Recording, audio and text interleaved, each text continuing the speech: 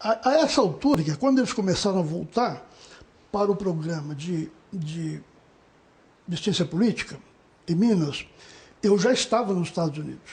Sabe? Essa é outra peculiaridade biográfica minha. Eu fui antes do programa da Fundação Ford.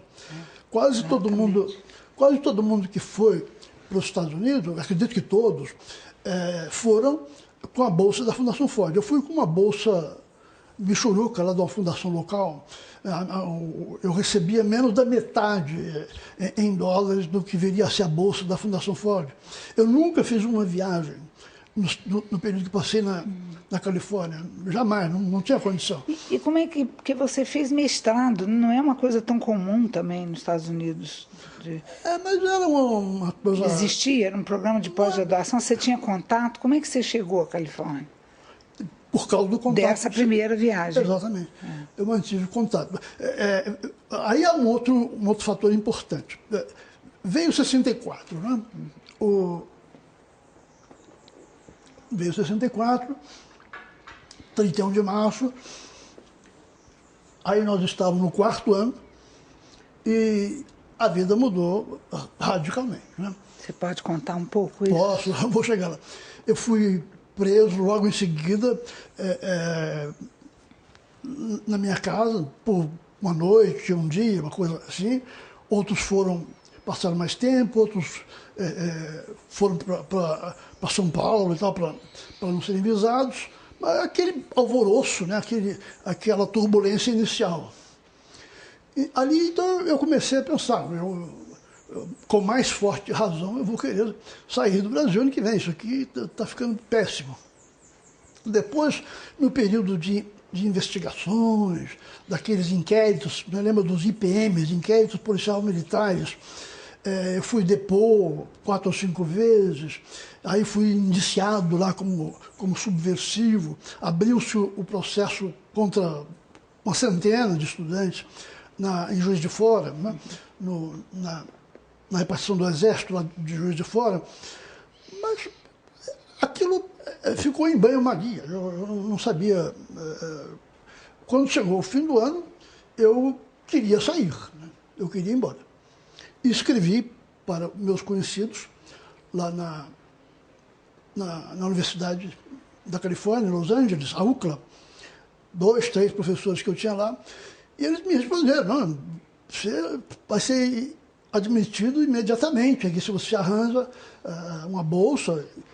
Então, lá por setembro, outubro, eu recebi a visita lá em Belo Horizonte de um decano lá da universidade, não me lembro o nome dele. E ele me dizendo que eu poderia ter uma bolsa, modesta, mas que eu poderia ter uma bolsa de uma grant dada à universidade por para alguém de Los Angeles. Eles iam levar 6, 7, 8 pessoas de vários países.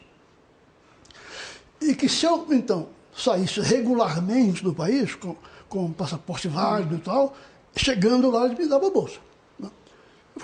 Não vejo por que não. Chegou o fim do ano, me formei, eu tinha o passaporte, pedi o visto de saída, me deram o visto de saída, eu fui. E desembarquei lá para começar o curso, entende? Se um dia eu escrever as minhas memórias, eu tenho uma frase ensaiada, que eu desembarquei no aeroporto de Los Angeles com $50 no bolso e um suéter vermelho. Era o que eu tinha para o frio.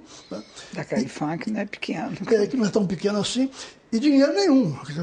Eu sabia que chegando lá eles me pagavam, tinham prometido me pagar o primeiro mês da bolsa. O primeiro mês da bolsa, aí eu vou arranjar um lugar para morar, você entende? É tudo muito complicado e fui percebendo que o valor que eu tinha no bolso não era grande coisa. Agora, os americanos são realmente notáveis como povo, entendeu? Eu acho extraordinário. Quando eu cheguei, veja bem, a universidade tinha lá um serviço, uma família ia ao aeroporto buscar a pessoa que estava chegando, né? E colocava essa pessoa em casa, por 3, 4, 5 dias até que encontrasse um apartamento, porque tinha que dividir o apartamento com outros estudantes, ninguém podia morar num apartamento. Bom, eu tive uma sorte fantástica, tem a família que foi me buscar,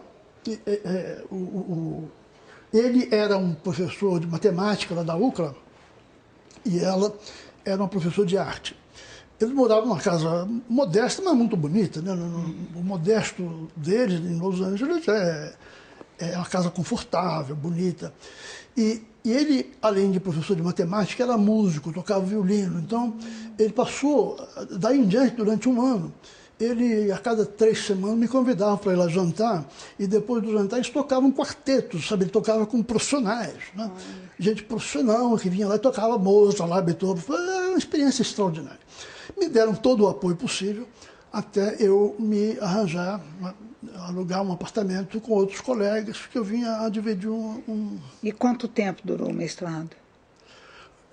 Não havia, veja, não há uma escala, se você vai completando os créditos, não há um período não tem fixo. Dissertação que tem que fazer. Eu acabei no final do primeiro ano, eu acabei. Né?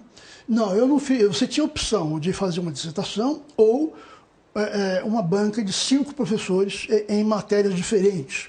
Então eu optei pela banca e fui aprovado, acredito que levei um ano nisso, e aí já começa o doutoramento. O doutorado, E você não teve dúvida, quer dizer, o doutorado foi lá também. Foi. E a essa altura você já sabia que ciência política seria seu campo? Sim, sem dúvida. Nessa altura eu já não tinha dúvida, não. Quando começou o programa da Ford no Brasil e o programa de bolsas, né, o então diretor do programa em Belo Horizonte, que era o Júlio Barbosa, me escreveu que se eu tinha intenção de voltar e lecionar em Belo Horizonte, que eu precisava me integrar ao programa da Ford. Né?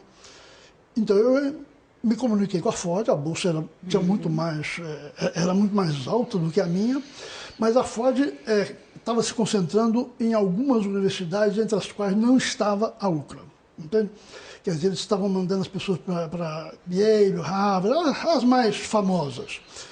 Bom, eu então tentei ser admitido nessas universidades, 3 ou 4 delas, e não fui. Houve até gente brasileira que escreveu contra a minha candidatura.